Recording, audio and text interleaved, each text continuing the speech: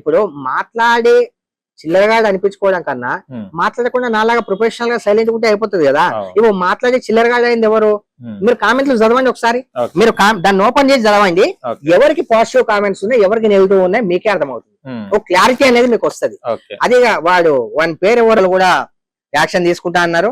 ఇంకా ఏదైతే ఇప్పుడు ఇందాక వచ్చింది కాబట్టి ఇంకా ఏదైతే అది కాదు, ఇక తగ్గేది లేదు. ఇక ఎందుకంటే నేను వద్దు వద్దు వద్దు అన్నట్టు నేను సమాజంలో ఒక మంచి అదే విధంగా నేను వెళ్తున్నా.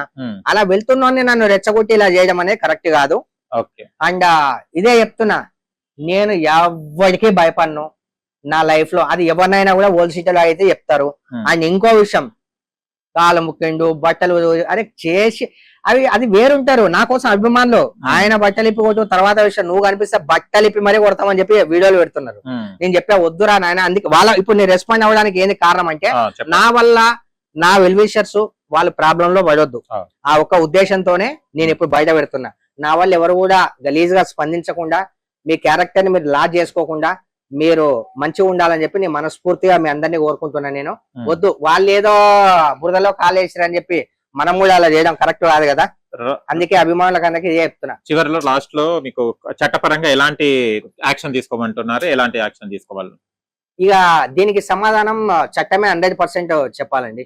ఎందుకంటే ఇప్పుడు ఇంత ఇష్యూ బహిరంగంగా వాళ్ళే చెప్తున్నారు కాబట్టి, మేమే అటాక్ చేయించాము, మేమే బ్రేక్ చేయించాము, మేమే ఇవన్నీ చేస్తున్నాం, వాళ్ళే అన్ని క్లిప్లన్నీ ఉన్నాయి బహిరంగంగా. వాళ్ళంతా చెప్పినప్పుడు ఇప్పుడు కూడా దాన్ని విధంగా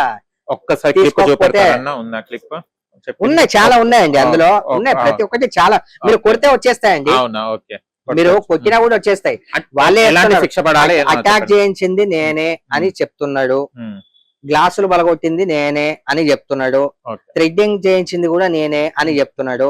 ఇంత డైరెక్ట్ గా సోషల్ మీడియాని వేదికగా చేసుకొని అతను చెప్తున్నప్పుడు ఇప్పుడు కూడా డిపార్ట్మెంట్ మేల్కోకపోతే ఇంకా సామాన్య ప్రజల కోసం ఏం మేల్కుంటుందండి డిపార్ట్మెంట్?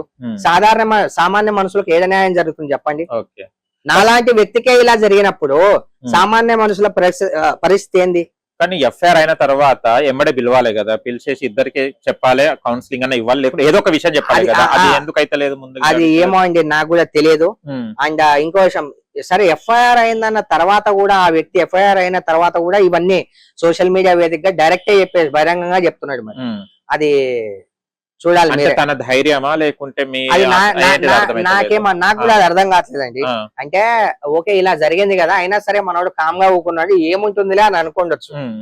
నేను ఇందాక చెప్పా కదా, నీ గన్నుకు విలువ ఇవ్వనండి, పెన్నుకు విలువ ఇస్తా. కత్తికి విలువ ఇవ్వను, నేను పెన్నుకు విలువ ఇస్తా. ఈ కారణంలో ఇలా వెళ్తాం మనం నీట్ గా. ఇంకా అలా వెళ్లాల్సిన రోజులు తీసుకొస్తున్నారు మరి వాళ్ళు. అది ఎందుకు అయినా వెళ్ళాల్సిన అవసరం లేదు.